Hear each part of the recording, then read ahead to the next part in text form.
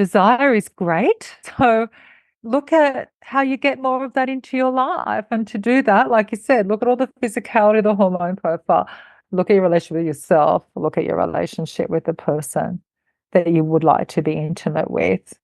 And that's just wonderful when you build desire again in your life. Welcome to the Everyday Epigenetics Raw, Real, Relatable podcast. I'm your host, Susan Robbins, epigenetic human performance coach. This is where we discuss all things lifestyle, environment, food, exercise, work, mind, and social interaction as they pertain to epigenetic expression in a way that's relatable to everyone. So if you're ready to start viewing you as an individual, take control of your life and health, and get results, buckle up. Here we go. Welcome to the Everyday Epigenetics Raw, Real, Relatable podcast. I'm your host, Susan Robbins, and this is where we talk about all things lifestyle and environment related and how they affect our genetic expression. As our DNA, we have so much control over. And today we're going to have a fun one. So if you have young ones in the room or some young ears, this one may get potentially a little sensitive. I honestly have no idea where it's going to go. So, just giving you a heads up here. I have returning from episode 4, we did a relationships one and talking about epigenetics and relationships, specifically around our different health types and how we are also different within a relationship. Well, Anne and I at the end, and Larsen, at the end of that episode, we talked about how we should, potentially do an episode on sex and epigenetics. And I had people messaging me and saying, please do this episode on sex and epigenetics. So I reached out to Anne and said, are you in? And she, of course, was like, let's do it. So here we are. And so I don't know where it's going to go. She doesn't know where it's going to go at this point. So just that little disclaimer warning for this episode. So, and for those of you who have not yet listened to episode 4 of my podcast, I would highly recommend that you go listen to that. It is chock full of fabulous information and a great introduction to Anne. Anne is her bachelor's in social work. She is a certified family therapist, certified health and wellness coach, and she is our director of coaching for the PH360 program, which is one of the coaching platforms I use, based out of Australia. So you will hear her lovely Aussie accent as we talk through things and her beautiful diplomat way of speaking. And she's been educating health professionals and creating courses on relationships and behavior change. So Anne is our PH360 guru for everything relationships, behavior, mind. She is just a genius and a goddess. And she is here to help us pull apart some things of how we are all so different with sex via epigenetics, hormones. So those of you that know some people that might have hormone issues, have some yourself, whether you're male or female, you're going to hear some things on that in here that are super important. So as I say, buckle up and strap in. This is going to be not strap on, strap in. This is going to be a good one. We're going to have some fun with it and just roll with it. So welcome back, my friend, Anne Larsen. Thank you, Susan. That was a lovely introduction. Yeah, well, when we talk about relationships, we really can't not talk about sex. And the really funny thing is when I'm talking with people and I say, they've talked to me about why they're coming there. And then I'll say, inevitably, in the first 20 minutes, and so let's talk about intimacy and what intimacy means to you. And everyone goes bright red and starts talking about sex immediately. But intimacy is more than sexual intimacy. But today, because we talked a lot about relationships last time, so today I was really thinking that you and I could have a fun conversation really about that physical and sexual intimacy, because, Susan, people just don't talk about it. I mean, I know that there's a lot of stuff online and like pornography's become huge online, but not about what really goes on in a relationship. What happens at the beginning, what happens as we age, what happens when we have children, and just thinking about this quite a complex marriage, like sexual and physical intimacy, is really about the marriage of our libido. And there's a lot of physical elements in that as well. We'll talk about that because people are really different in their biology around what drives their sex drive. But also, so libido, but also your relationship to yourself as well as to others, as well as to your partner or your sexual partner. So there's quite an interesting and complex mix between all of those. But what I know is that people will say things to me like, I can't believe that you can talk about something like that, or I don't believe you can say that. Like, it's so good because we've never said that to each other. And sometimes I'm really quite surprised how people get through relationships and they actually never talk Never about talk about something. it. And it's so essential. It's just so essential because for most people, so, of course, some people are in polygamous relationships, but I'm really talking about people who have been in a monogamous relationship for some time. They might be serial monogamous, which means they might have quite a few relationships, but like one at a time. They may have been in a relationship for a very long time. But with all of those, it's so, people would often prefer to just leave a relationship than manage their sexual issues. So Truth. what I want to say is that also that I'm not a sex therapist, right? So this isn't about like the nitty gritty of sex therapy. I'm a relationship therapist that understands that you have to talk about sexual intimacy if you want a couple to come together and live their best life. And I was thinking when you were talking, I do want that for people. I want people to have a life where they feel sexually satisfied, where they can feel open and where they can end up, whatever that is, for them to be able to kindle some desire. Because how great is desire? Oh, absolutely. And it's normal. It's human. It's a problem if we don't have desire. Yeah, that's right. I think it's like one of the things that makes us feel like we're alive. And it's Sure. just something that people actually really can do something about and can understand that better in their relationship and maybe find some better ways to talk about that. Because that's the other thing I think. Like often we'll see in a relationship, there'll be a high, low libido or sex drive, right? So there'll be someone who wants to have more sex than the other person. And honestly, that tends to be, if in The a male. hetero relationship, tends to be the male is more Hmm. high sex drive than the woman. This is hormonal. This is called testosterone. And I'd love to hear what you have to say about testosterone from a physical point of view, understanding that really well.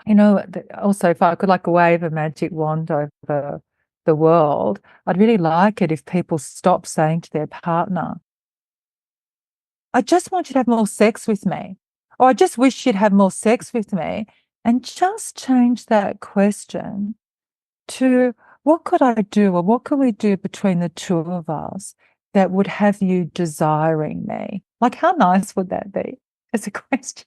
Truth. And I mean, because you have to look at it, is the lack of desire, if there's lack of desire on one part, is it coming from a hormonal issue? Yes. Or is it coming from something that is your partner is there's a lack of desire for that for your partner? Yeah. And I think that's something a lot of people don't want to address is when you get to that point, whether you may lose some of that desire for whatever reason for that person. It might become, I've experienced it myself in a long term where it became more, it was companions. Yeah. And again, one may want more than the other, and it just becomes a companionship and people get into that convenience. Well, we have this relationship, but someone, either one or both people, neither are fulfilled in a sexual way. Well, then you're basically roommates. And Yes. you have to say, is that what you want? I've had clients and friends who had a spouse who had not been intimate with them for years. And Yes. would you, as a family therapist, would you even say that is a that changes the dynamic from a romantic relationship to a very deep friendship. Yeah, look, it's hard to say because it's different for different people, and I'll talk about that when it comes to this epigenetic element. But certainly, because remembering that, I mean, I talk to people in general, and in my coaching practice, it's like pro-best relationship as opposed to relationships that are breaking down. But I've done many years of relationships in trouble. Mhm. And often the presentation will be that someone's had an affair. Mhm. And then when I start to ask about their sexual intimacy, they'll say, well, we haven't had sex for 2 years, or we haven't had sex for 3 years, Ugh. right? And so it's like, well, okay, all right. So something's been going on for some time, and somebody's solution to that has been, I'll end up having sex elsewhere. And then it also becomes complex because then, you've got worse issues involved. Or, you've got all the trust issues but it's just so interesting. And this is, I feel very strongly in this space of the longer term relationship that you've actually got possibilities. So, we'll talk this, but at the beginning, it's easy to have great sex because you're just so excited about that person, and Mhm. particularly if you're younger, we'll talk about that too. Well, actually, I want to say that, all of this, our libido, as I said, it depends on our relationships and our relationship with ourselves. But of course, it depends on our age, our health, more specifically our fitness, it depends on our life stage. So this is the other thing I think that, I mean, I will get to epigenetics, but there's some general things that are so important, like often, and I think this research still holds, that say men would have an affair, their first affair, when their wife was pregnant or just had a child, which makes me just cringe with Mhm. That is deep sadness. cringeworthy. Yeah. But that's okay. There's some reasons for that. But what's really important that we're not educated in is that women, post having a child, their hormones are like worse than ours naturally. Oh, they're similar. They're postmenopausal because the body is not geared for that anymore. But I understand, and there's no blame here. I'm saying that then people, without a conversation, without people even explaining or understanding about what happens hormonally to women once they've gone through, and often they can have a surge in hormones, so they're very sexually active when they're pregnant, and then goodbye. No hormones, no sleep, no time for yourself, and then it crashes. Mhm. And then it's like, well, what have we got now? And this is what's really important. It's what do we have now? If we don't have all the hormones racing between us, what do we have left? And that's when the relationship and having the importance of being able to have the conversation is important. That's the companionship, that best friend. So it has to, Yeah. in my mind, and maybe everybody's different with what they want out of a relationship, but I know for me personally, I need all of it. I want that friend, that person, my person, but yet there has to be that intimate connection as well. That's where I think, because otherwise to me, it's just a friend and I've got friends. Yeah. And And, there's some no people are fine with reason. that. Yeah. There's no reason, I'm just aware that like in the short term when you've had children, like the hormone profile is different, but there's no reason why in a long-term relationship, the fact that you know each other well, there's no logical reason that has to mean less sex or worse sex, particularly quality, right? So there's a big difference between quantity and quality. And Oh, what, absolutely. right? Yeah. So as people are getting older, and I'm talking about this because we are getting older, because often this is where it starts to unfold. Like again, when you're younger, it's when you're going to have your, like your strongest hormonal Mhm. profile. Although still not everyone. So will we talk about the epigenetics of that? Yeah, and it's plus the fact, and I had Dr. Amy Horniman on, and she's thyroid hormone specialist that I do work with. And we were talking about this, how the testosterone levels have been steadily decreasing for decades now. And you and I touched briefly on that when we spoke before. What it said, the plastics, the chemicals, all of these disruptors, these endocrine disruptors, hormone disruptors that are all in the environment around us, that, I look at lab work and I'm seeing young people with tanked testosterone, females too, and testosterone is important for females just as much as for men, right? I mean, with working with Amy, we see so many women are low in testosterone, and hey, I've been there where there's nothing. You're going, what is wrong with me? I have zero desire, and I don't want to be this way. You test your levels and find out it's like non-existent, and it's my crack. Like, don't take my testosterone away. But that's a good example, like to explain that. I think when you've got people with some hormone replacement, it's really good to hear from them. So I want to ask you that question. What is the difference for you? So, and of course, remember, like women's testosterone is so much in such small amount in comparison. Yes. Into a man. But nevertheless, highly relevant as that for the woman still. So tell me, because I think it's a really good way for people to understand, like, what does that mean when you have more testosterone? Like, how does that change how you feel? It changed everything. When my T was in the tank, I mean, the first time I got it tested, when we actually talked about it with this practitioner I went in because I was getting these sweats at night. They weren't hot flashes. I'd had that. I had a hot flash for the first time when I was 45, my first perimenopause hot flash in full police garb in the middle of the summer. I was going to die. And I remember calling up my naturopath and I said, I need to talk to Dr. White. I just had my first hot flash in a bulletproof vest. Like, this isn't going to work. They're like, hold on, we'll put you through. And she said, well, I'll help you out. It was different. I felt it come up from my feet to my face. And I used to go to counseling every Wednesday when I was a cop. And I was in with my therapist when it happened. And she looked, and I start opening my shirt and pulling up my legs, my pant legs. And she's like, you're having a hot flash. I'm like, this is what this is. This is not going to work. And so I get on some hormone therapy, which was great, progesterone and everything, and started on that. Didn't have another hot flash.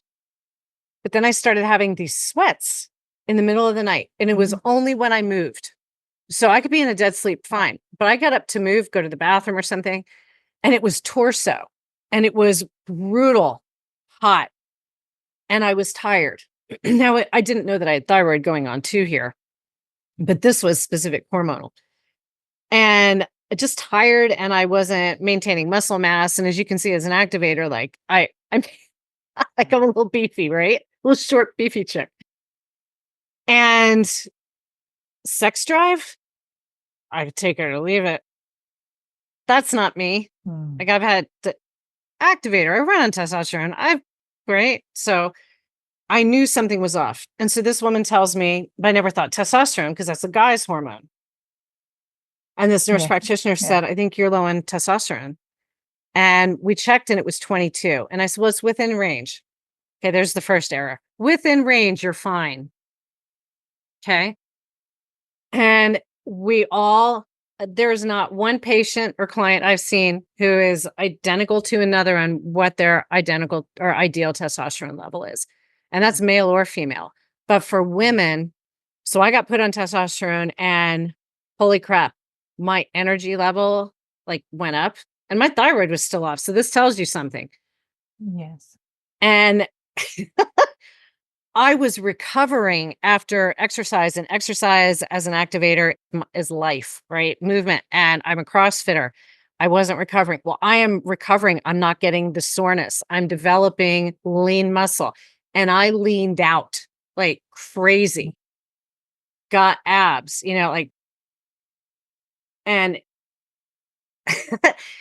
I felt amazing until I was losing hair. And I never had androgenic symptoms. Tested, found out, and I was using a cream, and I was up in the 500s. I told my doctor, which is, for people out there that don't know, that's a little high. That's like a dude level. But I wasn't like a dude. I wasn't growing a beard. I was just losing some hair. And I said to my doctor, but I feel amazing.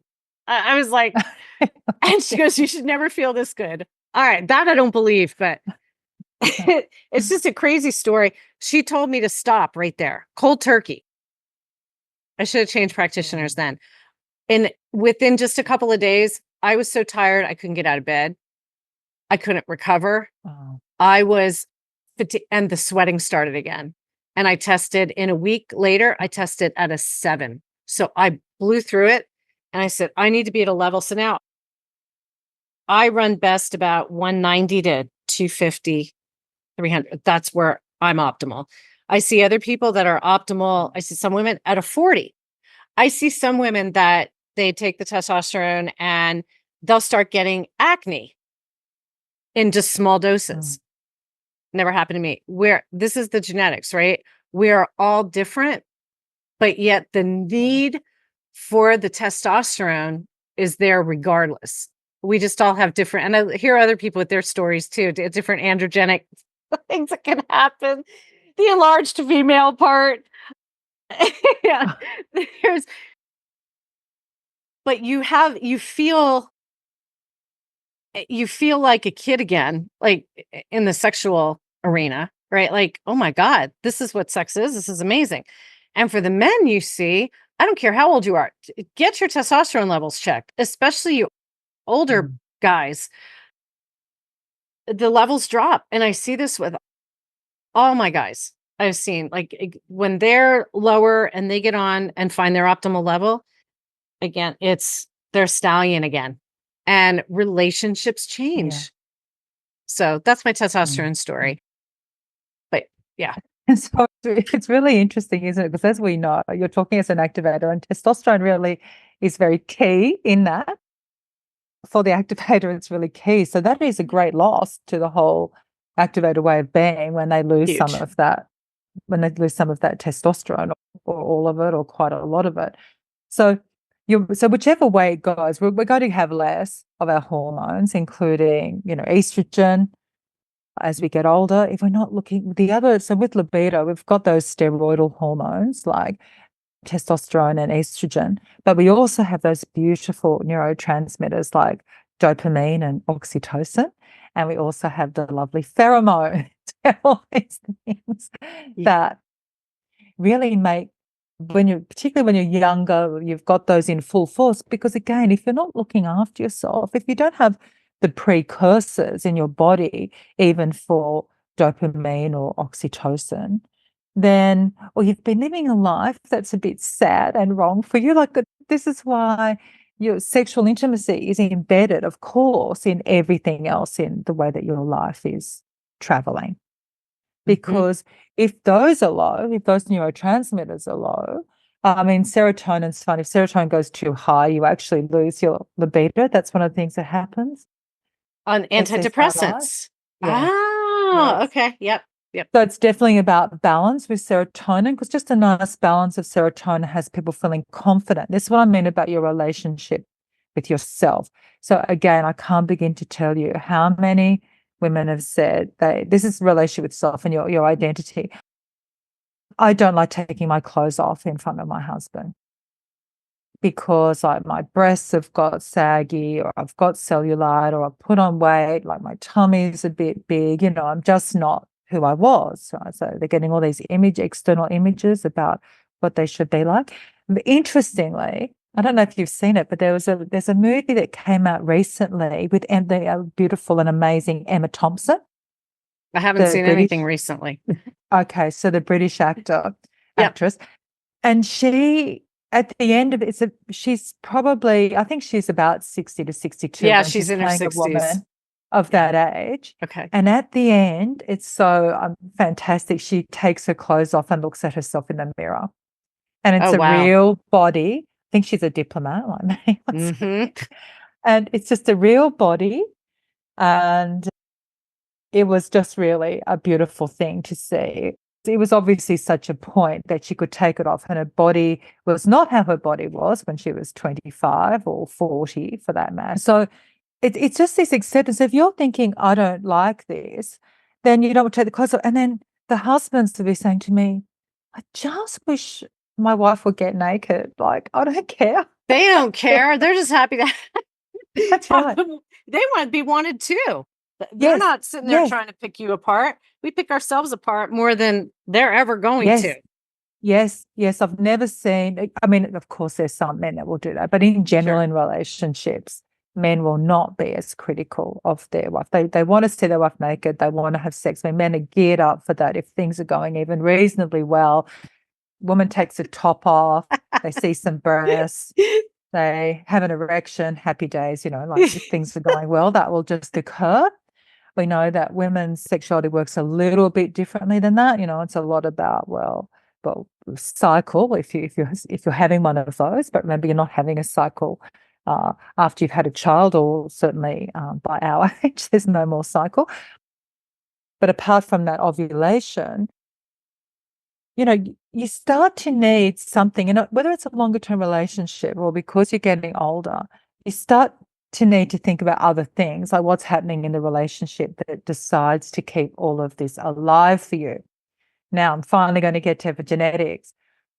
When you see those people, I mean, I know you actually, because you put the name on them. So I also want to just do a disclaimer. Everyone's different. Everyone has their own hormones. Everyone has a different relationship to their sensual self. So if I say something and you think, well, no, I'm not like that, that's totally fine. You just have a different relationship to your sensual self, and that's either good or bad. I don't know. Yeah, So just where you are. first, just where you are. So, you see these people, our longer, leaner people who don't build muscle. So And we're there's a reason for sensors. that. Our senses. Sensors. And there's a reason. So there's a reason that's happening. It's not because they haven't been doing enough push-ups or eating enough protein. It's not because of that. It's because they naturally have a lower steroidal profile. Okay. So these people are not, they will never be as full of testosterone as the general population. If you did a normative curve, a bell curve, they're going to be down the side of less. And less sensitivity to that. And you just know that because you already said those words, like I took testosterone, then I could build some more lean muscle, right? Mm-hmm. So what you see is that you don't see that same muscle. They have to work pretty hard to get that muscle. Naturally, just more fragile. And what that means is it tends to be their sexual intimacy, it tends to be that top down. So if we think about like the brain, the way we work, top down is we're using our intellect, we're using the front of our brain. And then bottom down is when we start going into our limbic brain, or a very ancient part of our brain, and our cerebellum. That's when we're more in the subconscious, or really just in the somatic element. This was something I love about where the world has gone with therapy is, we did the big talking is really, well, first of all, we were just pretty cruel to people. And then we were like, no, you should talk to people. And now we're like, we need to really work with people's bodies as well, which is wonderful to understand that. Because so going back to these people, they are never going to be the raunchy, like what we think of as like passionate in the movies, when someone's just like jumping on someone else. You can just kind of feel them leaping off the screen. That is in general not going to be that person. You mean that more of a cerebral connection? They're cerebral. Instead of a primal. I call it like a primal. Actually, do you know what? That's good. When I say so, bottom up is more primal. That's a really good way to say that. Okay. That's a good way. So top down is intellectual. Okay. Bottom up is primal. That's a really good way to say that. I mean, the activator is always going to be the most primal. In that, actually, yeah, primal and very, I don't want to say this in any way that sounds negative, but activators do like to dominate. They like dominate. Is that fair for me to say? Do you understand what I mean by that? You know, I think it just comes more naturally to be a little more dominant. Yeah. But I think it's again, it's when you can be more in tune with yourself and sometimes realize I don't I want a guy who's more dominant than I am. Oh, yeah. Yeah. Yeah. Well, that's interesting because that's because you admire that because you've got some of that yourself. So you're going to tend to admire that in someone else, right? But I Yeah. don't mean dominate. I don't mean like being a dominatrix. I mean No, no. dominate as in I've got all this passion and I would call it, it's like packing a big punch. Okay. There's a lot going on there. And that's what happens when you're driven by steroidal hormones. Also, because, often to really get into the physicality of sexual intimacy, you really want to be in the moment. We often think about that. Certainly, if you're an activator or a connector, they're really great at being in the moment. Their Mhm. mind isn't taking them off anywhere else. They've got you, right? They've got you in their sights. And that's what matters. That moment matters. So again, so we would say the reason this is also relevant, because you were talking about testosterone levels or whatever, but if you're seeing someone who we call an activator, so that shorter, more prone to put on muscle, those kind of bunchy muscles, if you see them and really action-packed, extroverted, social, love to express, if you see that person and they don't want to have sex, then there's really something, if they don't want to have sex fairly regularly, something is really out of balance for them. And this is Wow. what I like is that, well, what is out of balance for that person? Whereas those people who are sensors, they don't need the same sort of frequency. Do So, they need more of the mental stimulation from a partner than the sexual part? Like, do they? yeah, yeah.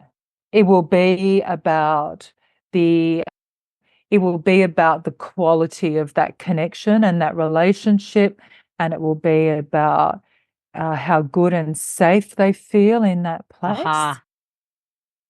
the safety, but Creates also it will intimacy. always be cerebral. So, it's more like we're having that really intelligent conversation. So this is about like, how do you feel close? Because sexual intimacy just leans in on the other emotional intimacy. So Mhm. how do they build intimacy? Well, you're not challenging me too much. You're not putting me under pressure, like to socialize with a million people all the time. If you've just taken me out to dinner somewhere gorgeous, and now we're sitting there, we've got a glass of wine, and I'm warm and I'm feeling really good. You're being really kind to me. You're really valuing me. We're having this lovely intellectual, spiritual conversation. And that is going to lead to sexual desire. Mhm. That makes sense. Yeah. So I'm not saying that that can't lead to some sexual desire for, I mean, that's sounding nice to me. I'm not a censor, but it doesn't mean that no one else can have that, but that is going to be their predominant way. It's like, and it's what is going on in my mind? What do I think about you? And what do I think about us? And what do I think about me? Because when you have like an important hormone, vasopressin, it's very, and I talked about this in the relationships one, the podcast, it's very, it's quite monogamous and it's about bonding, but it's more that territorial one-on-one kind of bonding.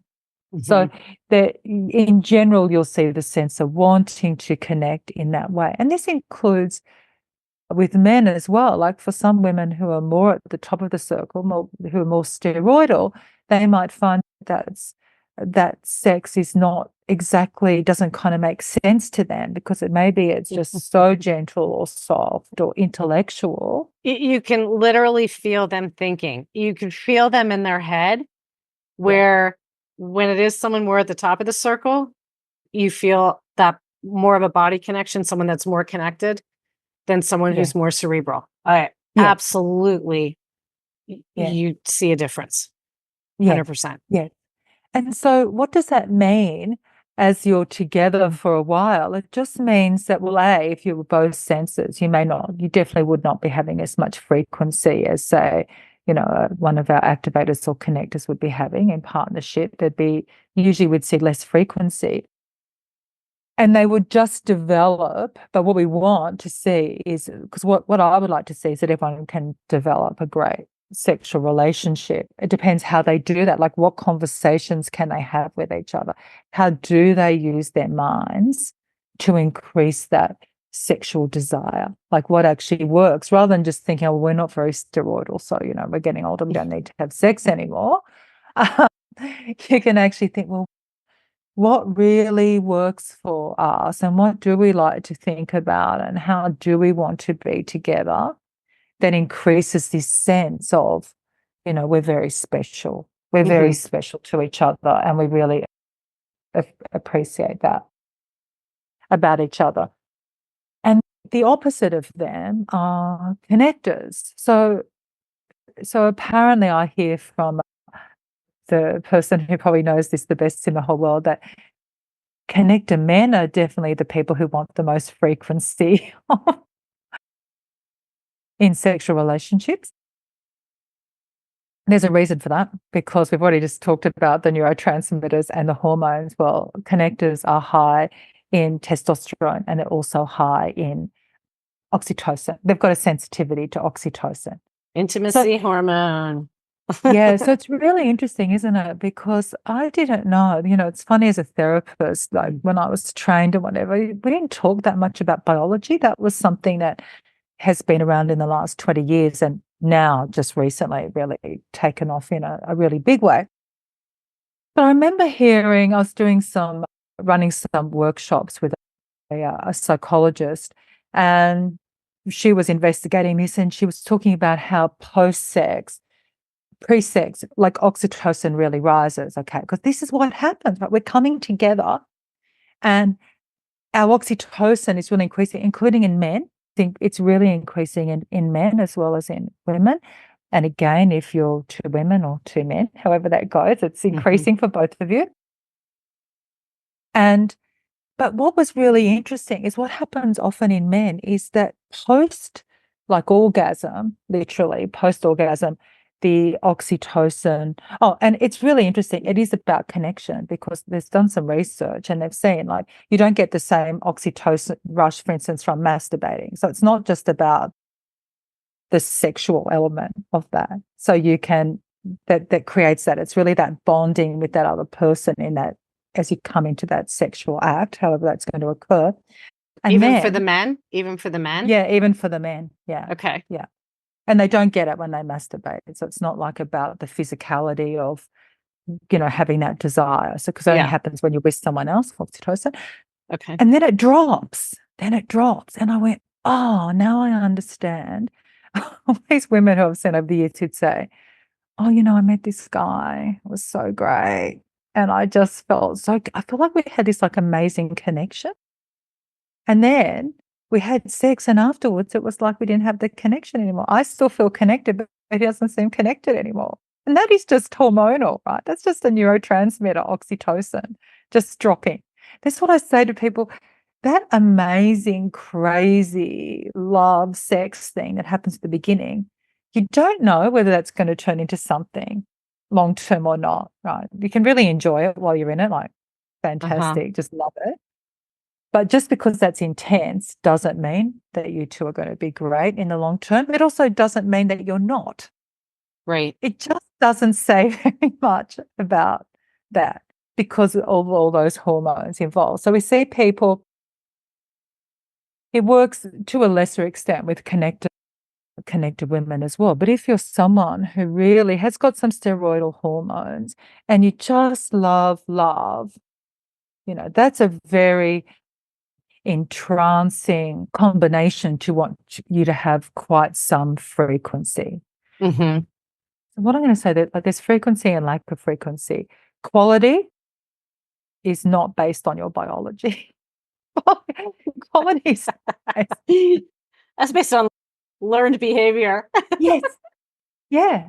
Yeah, it is. Quality is learned behavior, and quality is much more related to your relationship with yourself and your relationship with your other person and what you want. Like I said, if you can feel, so actually, when we go back to say the sensor, you can see here that this is a dangerous ground. If you don't have a lot of testosterone, you're a man, and then you feel like I'm not packing like enough of a punch, and then you can see how, but then it gets into their mind. So that's when it's not only sensors, of course, that have erectile dysfunction, but they're going to go into their mind the fastest. Oh, so as we know, once you start to predict, because, our brain is this prediction machine. This is why you're so lucky if you have good experiences early on, because your brain just expects good experiences. Mm-hmm. But if you have some really not good experiences, either, like really negative ones, or even just pretty average or not great, interesting experiences. And this especially is around like orgasm. If people Yeah. have great experience of like, yeah, I can have an orgasm when I'm with my partner. It's great. I can really make that work easily, male or female. But if you feel like, oh, it's really hard for me, then unfortunately our brain jumps in. Even if you're And an takes activator, over. your Yeah. brain And that's what I was takes. going to ask. Like, how you have a sensor that's in their mind right from the start, thinking, I'm not going to keep it up. I'm not going to keep it up. Right. It's like before it even So starts, bad. it's in their brain. But then you have someone that's primal, like an activator or connector. They're in the moment. Not that we don't think in the moment. We just go and they're going for it and it hits.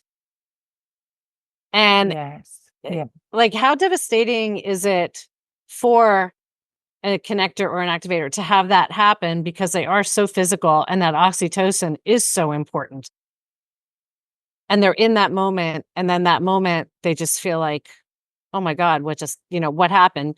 Because like you said, the sensor is already thinking that, probably Crusader too. They're overthinkers. So they're thinking about this long before it's even happening. Like, oh my God, do I even get intimate? Because what if this happens again? It's going to happen. Yes. Yes. And Yes, that's right. Right from the beginning, they're trying to back off. There's some avoidance from that situation. But it's devastating because then it is devastating because this is part of your sexual identity. So if you feel like in general you love to have impact on the world, that's the activator in particular, but also the connector. It's that thing called agency. Like I'm an active agent in my own life. I do something and I get a result. I want something, I get it. That's the meso. That's the activator and the connector. mm-hmm. So if in this very important element of your life, because again, you're steroidal, so it's been important to you the whole time. If that suddenly happens now, because remember I said I'm not a sex therapist, so this is not my absolute area of expertise, but that's why you need to go and see someone. That's all I'm going to say. Because you know what happens, particularly I find with men, that's devastating, is once that starts happening, either erectile dysfunction or just low libido, right? They just don't feel like it anymore. They just stop. Yep. They just stop. And the less you have sex, the more your hormones drop, right? Oh, The I did not less, realize that. oh yeah, if you're having sex more regularly, your testosterone from a male will stay up higher. Oh, so that's a good reason hey, we activators, we need more sex. Yes. Yeah. If you've got a really great, like, loving partner who really loves having sex with you, it's just happy days.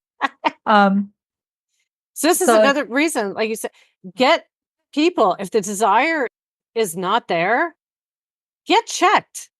Get a full hormone panel. If you don't know what I could do a podcast on a full hormone panel. But this is so important because we're human, and it isn't. I mean, if you go out into nature, I've had all kinds of crazy animals having sex. Like, am I the whisperer here? And it's normal. It isn't. For the human, like mammals, animals. This is where we are. It's right. It's a basic need, and it's nothing to be ashamed about. And if there's something that's keeping you from it, go see someone and get checked. Don't think I'm too old, I'm too young. Get checked and see where you are. Yeah. Go ahead. And I think, and so of course, I better put in here my therapy suggestion of what I do when this happens. And of course, so there's a couple of things, always trying to raise desire. And like we're saying, it's really different. And people, the desire is experienced differently. That's what I really am saying is the epigenetic element. So we've got that like brain-oriented desire, and then we've got the steroidal desire, Primal. and actually primal, yeah.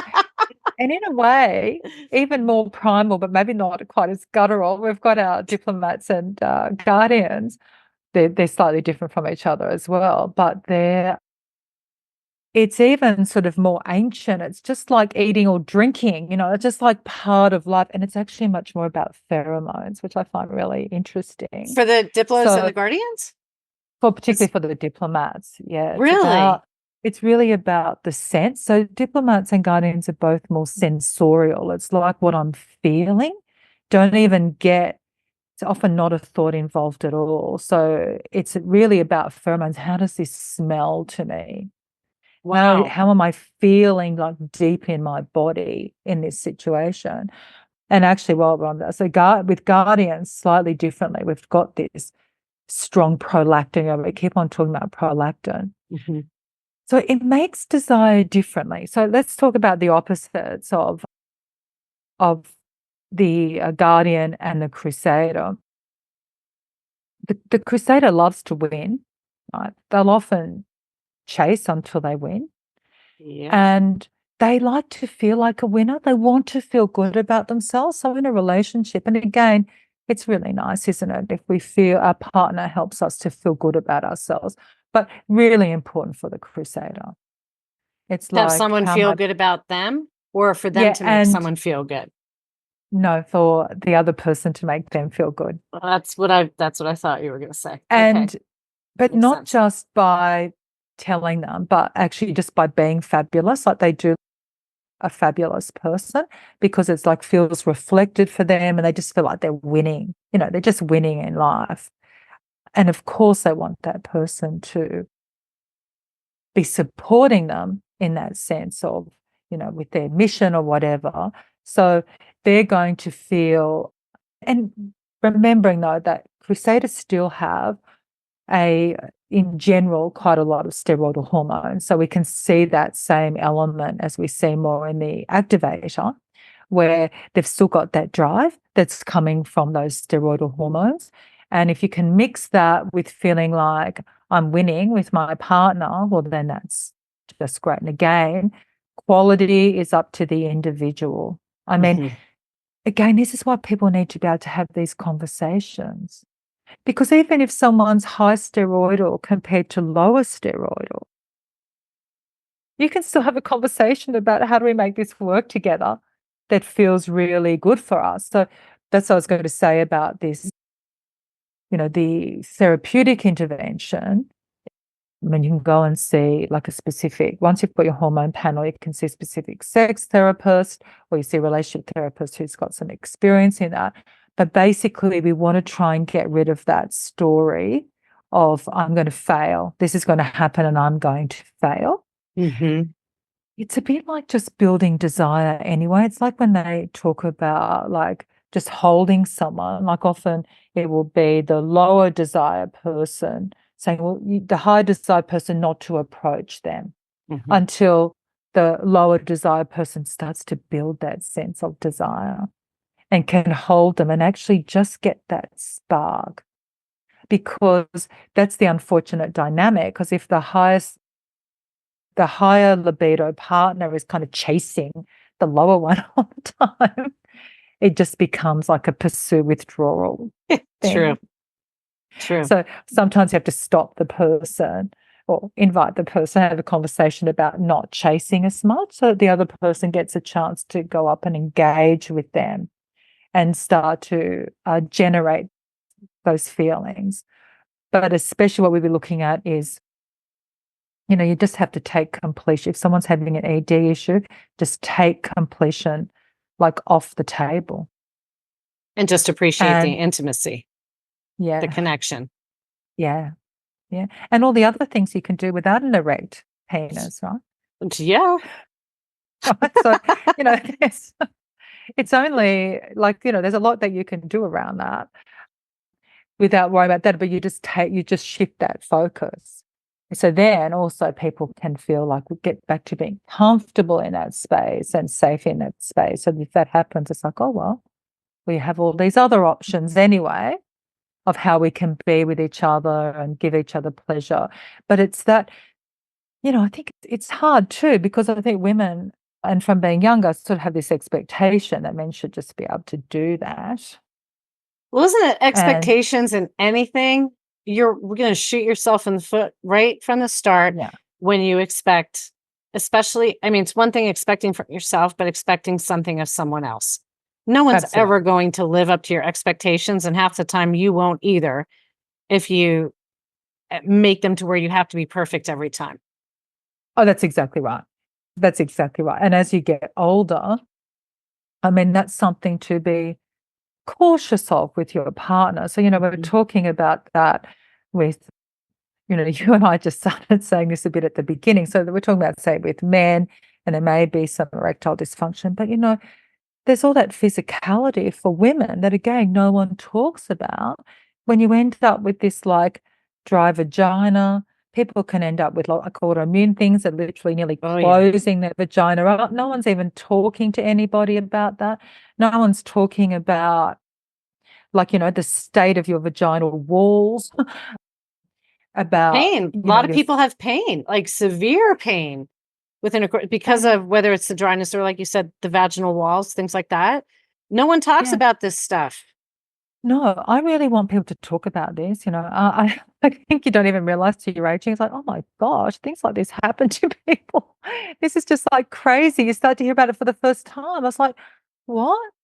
Yeah. Atrophy? Things like without estrogen, things start to shrink down there. Like, what do you know? That's the thing that happened. Oh, And yeah. um, and that's that genitourinary postmenopausal syndrome, they call it now. They used to call it genital atrophy, which just mean like you just got a dead vagina and vulva. I mean, that's just a mean name, right? It's just Dead, mean. a dead vagina. That would suck.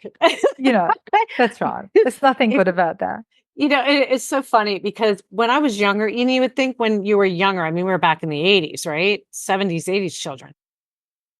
We didn't talk, none of this stuff was out in the open. You were just starting to see with the 60s coming out of that free love, that kind of stuff. But no one ever really talked a lot about this kind of stuff. And it's so funny talking to people now. People are getting so much more open about it. And you look at each other and go, could you imagine even 20 years ago bringing something up? But as we get older, we realize everybody's got something they're dealing with. So it's nothing to be so embarrassed about.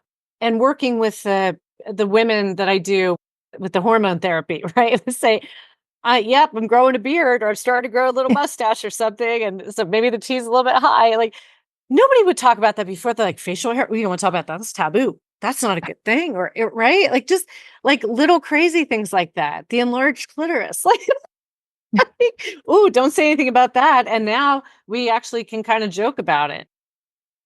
Yeah. And it's just, it's part of being human. It's part of where we are. And if we can have serious conversations, but in a way that we can kind of laugh at ourselves instead of being so damn hard on ourselves that, okay, this experience wasn't perfect. Who cares? Like, was the connection? Like, Yeah. it was one time, or have that connection, have that intimate connection and discuss it, talk about it, and then there's always ways for solutions. And when Yeah. you can be open with your partner and say, this is what I have going. Okay, well, thanks for telling me, and we'll work through it together. Mm. Then you have someone that feels it's like you said, that's safety Yes, to be that's able right. to be And if yourself.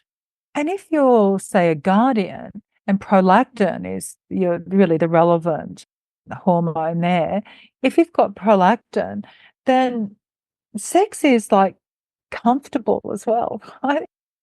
It's a comforting thing. It makes you feel good, but just to be accepted for who you are, and it brings in comfort. It's not too hard. It's like nice and just sort of warm. And afterwards, they actually, guardians are much more likely to feel a prolactin release. So just that really nurturing, like it's nurturing sex for them, like to be really working. So imagine, what does that mean when you're looking at pornography, which is actually literally changing the way your brain's wired? I mean, I think to me that is the most disturbing thing. I think if you actually can't look at your partner's body and become excited because you've been, watching quite too much porn. extreme, watching those extreme elements of porn. I find that because it Mhm. really does. I've also seen, done a lot of work with people in that space about how that then starts to really impact on the sexual relationship. I mean, anyway, because there's a completely different expectation of what that's meant to look like. So, because then it's like it's all meant to look like that, and Yeah. actually, it's all meant to look like completely differently. Mhm. It's completely different for the two of you coming together. And the two of you both might have a similar way of doing desire, and that might make that a little bit easier. Mhm. But you also might have quite different, but that can be good too. We keep on talking about complementarity can be really great because you Sure. both bring something different into that area. So as long as you can actually talk about that, then actually anyone can have like a really great quality. So the epigenetic, like I said, I guess that would be my parting words, that a lot of around quantity, frequency, even perhaps how you express that desire, that's very driven epigenetically, but quality is about you personally, how you view yourself, how you view your partner, and how great you get at communicating that. And also, not particularly in a long-term relationship, like often we have a decrease in frequency because of familiarity, right? Mhm. That's also quite a normal thing. But I always think about that when they say like familiarity breeds contempt, but familiarity can also breed excitement, exploration, adventure, Because more of the comfort, closeness. because of Yeah, the comfort because you, that well, level that because of you're the trust, free to be. Yeah, because the of the tr trust. That's where I was going. because Yeah. of the trust. Yeah. If you can trust your partner, you can be doing things together in the bedroom, playing with things that you didn't do 20 years ago because you felt inhibited about that. But now you two have been together for 25 years or 5 or 10 or 15, whatever that is. And now you can do that because you really trust each other. And also, it's just great. You've been having sex with each other for a really long time. You might want to mix it up. And so you get to play with that because you've got the trust in that relationship. So do you think then if we were to leave people with a couple tips, number one is absolutely no pun intended. I couldn't resist that. Come on, it's a sex podcast. I have to throw something in there. just a tip, Anne. So, so- oh Okay. God, I'm trying to bring my feminine side out, people, but it just didn't come out in this one. So, so number one, it has to be communicate. Communicate your needs, your wants, what. And if you don't have the trust built up with that person to where you can communicate those needs, you might need to think a little twice there because Yeah. it's a huge part of the intimacy quotient, right? Am I right there? Yeah. Yeah, and that's right, because the libido, even though a lot of that is driven like physically, and that's where that epigenetic lens comes in. And it's really important to understand that, a guardian is going to express desire differently than a crusader. Or everyone might express it fairly similarly for the first year or when they're young, but after that, our genetics just flow through and we become more of who we are, and that's what happens. But but other than that, it's about like I said, your relationship with yourself, how you feel about you, because that comes up with any sort of like the erectile dysfunction thing, whether it comes up with how you feel about your body, all of that. But again, you need to be able to express that to your partner because it might just seem like, I don't desire you. Mhm. And if you don't desire your partner, the question is, what can I do to bring that desire? Like, it's interesting. When I've seen people who are in like almost no desire relationships, but I'll say to that woman, well, what do you think about the idea of like what would that be like for you to have desire back in your life? And 99% of people say, mm, yeah, okay, yeah. A few people don't, but mostly some women say, I'm just done with it. I don't want to know Yeah. about that anymore. There's some bitter But people. but the vast majority will say, yeah, that will be good. That will be good. And then you have to rethink your relationship with yourself and with your sensual self and how you build your sensual self so that when your partner comes to you in their sensual self, that you can actually meet them somewhere because you've actually built that back up in yourself, that place. And again, that place could be quite driven by your epigenetics of what it actually feels like to get back in touch with your own desire. I got all excited because you were like getting in touch with your desire, but getting in touch with yourself. And that's a huge part of what I see with coaching is whether it's women or men. I mean, I have more women than men right now. And a lot of them are 40s, 50s, 60s, right? I mean, I have some younger ones too. But they know there's a part of them in there. They just don't know who the hell they are right now. And when they start learning how they're created and understand this stuff, in the beginning, they're like, I would love to have more intimacy with my partner. I would love to have more of this. But they don't have that acceptance of themselves. Like you said, it all, no matter what you talk about, even if you're communicating to feel safe, like we talked about, to feel safe communicating with a partner, you have to have a confidence in yourself. And that's where putting in the work and what I love, I mean, I love working with couples. If you guys don't know, I work with couples too. And I have never had a couples relationship. I don't care how long they've been together. I've had some over 30 years together. I've had some that are dating or not brand newly married, engaged. Like the difference when you understand yourself and find that acceptance of you to let you open up and increase communication coming from a place of love within yourself for yourself, which allows you to come from a place of love for a partner and everybody else, it changes everything. Everybody said like sex got better. Well, no shit. Yes. Like, why wouldn't it? Because first of all, you understand you, and then you take that mask off that you've been hiding behind. It's like you had mentioned about the Emma Thompson movie where she takes it all off.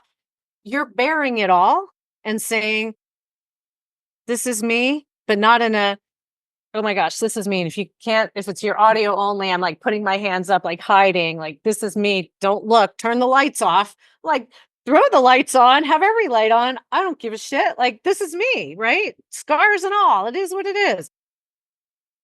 Having that confidence to be able to bring that into that relationship changes a whole dynamic sexually. And when I ask people, we get to the why. All coaches will get this. We get to the why of why you're doing this program with me. And people say, well, I'm going to lose weight. Okay, why? Oh, no. So I'm fitting my clothes. Well, what would that do for you? Well, I'd feel more confident. What would that do for you? Like, have we not talked enough? No. What would that do for you? Well, I would feel more confident in the relationship with my husband.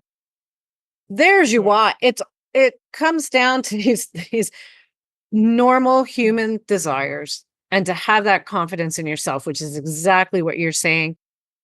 So really it's number one is confidence in like yourself, and then to communicate from coming from that spot. Does that sound like and a I think, I mean, summary? I think that's perfect. And I think it just goes with the relationship piece as well, that it's to do with that intimacy really does come out of that trust and safety. So if you, if that trust is broken, it can really take a while to come back from that. Because a man said to me just not that long ago, he said, oh, what would be hard for me if I was with a new partner wouldn't be, he goes, no, actually, I would feel okay about like bearing my body. But he goes, but I don't want to bare my soul to anyone. It's easier to hit and run. So call it right. Have the one night stand. And I'm not saying this for me personally, people have no ho, but I haven't. But to be that, because you can be naked, but not letting someone into who you are is a whole difference from just a physical one and done. And that's Absolutely. where so many people I've seen on the dating sites, it'll say relationship you're seeking, relationship type. And it used to always be relationship, right? Committed relationship. The majority of what I see now is intimacy without commitment. That's what they're looking for. And it makes me sad. And I go, well, there's another one off the list. Might not gonna happen. Well, you could But almost, it's just well, for a start, they may as well not even call that intimacy, because intimacy is a exactly. process that you need to put some energy into. And as I said in the last podcast, intimacy, when I talk to people about that, once they stop giggling about the fact I'm asking them about their sex life, they'll say, well, I feel like that person has my back. And this is the thing, because you are vulnerable. You've got your clothes off. There's a sense of performance often because of the messages that we get. So if you enter into that and then your partner is not so great at communicating, they've got their own issues. Like, it's just two people bumping up against each other with all the stuff that's gone on in their past. So if you open up a little bit and that person doesn't know how to manage that, they don't know how to give the sort of response that's going to make you feel good about yourself, then that is where it's not a sex therapist you need. It's a relationship therapist or coach or whatever, because it's that making each other safe. And then so much can unfold sexually from that point. Yeah. Yep. Yeah. And that's what I see. And it's fantastic because, again, it changes the whole dynamic of relationship. And for a person to feel desired, and I think that's just a basic need too. And people can say, I don't need anybody in my life. I don't want anybody. Bullshit. I'm calling the bullshit card. If you found someone that really loved you for you, if you were able to open up and feel that desire, you know, I'd be saying that. It's just easier to close for some people, it's easier to close off the world and say, I don't need anybody. And that's sad because that's not who we are as human beings. Yeah. So that to might each his be, own, but that might be a really good parting thing to say. Desire is great. So look at how you get more of that into your life. And to do that, like you said, look at all the physicality, the hormone profile, look at your relationship with yourself, look at your relationship with the person that you would like to be intimate with. And that's just wonderful when you build desire again in your life. And be realistic with, what is this? Is this a solely sexual relationship? Is this a exclusive relationship? Because the other thing I'm seeing a ton of is ENM, ethically non-monogamous. Okay, it's basically, let's fuck around. So yeah. So, again, I just see so much less intimacy in the world. Like, there's less intimacy, and I think our younger generation is going to see less intimacy because everything's so over-sexualized. But the beauty, and what I think of this conversation is, when you really create that intimacy is really where you can just bloom and blossom so much more in a relationship.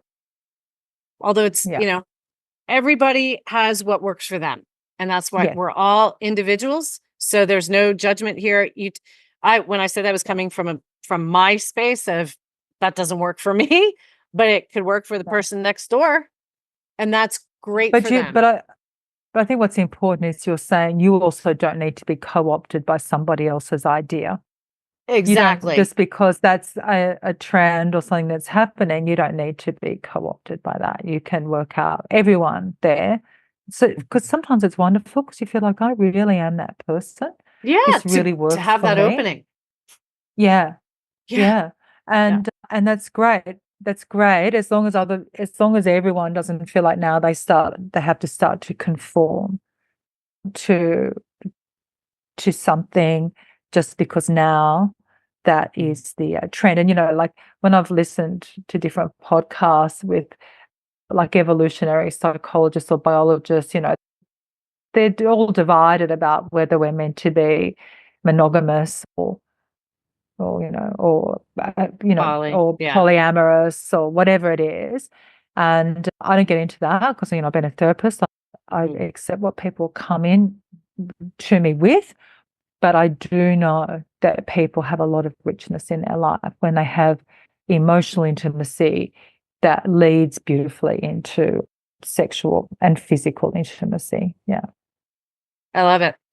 What a fun conversation. And I think informative. And my hope with this is for people to see that again, like with what we do, epigenetics, we're all different. One thing is not right or the way for every single person, but the more you can understand you, have that confidence and where you're coming from and be able to communicate. And this is whether it's sex or anything else, right? When we come from that place in ourselves of understanding our creation and why we are, our biology, and to be able to communicate on levels, it enriches everything, and lives change. And if you are having desire issues or sexual issues, male or female, like you discussed female issues just as much as an ED issue for a dude, go get checked. Don't be embarrassed. We're all like, we have practitioners out here. There's coaches. We work with this. Like we talk about it and help you get the right help, the right medical help to get you to a place where you're able to have a very healthy sexual relationship with your person. And that's what's about. Don't feel shame. There's nothing to be shamed about. It's more common than you think, and there is help available. And I will tell you, people, when you do annual labs, and if you're not doing annual labs, start doing your damn annual labs and make a hormone panel, a full freaking hormone panel. Yes, even estradiol, estrogen for you guys, for the men, testosterone for the women. Have it part of your annual checks. See where your levels are, especially when you're feeling when something is not right. If it's not right, listen to yourself. If you know it's not an attraction to your mate, that's a whole different problem. We're talking about the physical here, and then communicate it. And the more open and honest you can be with a partner, it opens up that discussion to have deeper intimacy, even around that issue. Yeah. Which can bring you together. So thank you so much for coming back. You're just a joy to have on. And I just love that you will just talk about whatever so that people get the right information. And you are just a gem, and I love you. And thank you so much for coming back on. It's so lovely to have the conversation. Thank you, Susan. All right, everybody, go out there, make it a fantastic day, and be your most authentic selves. Let that self shine.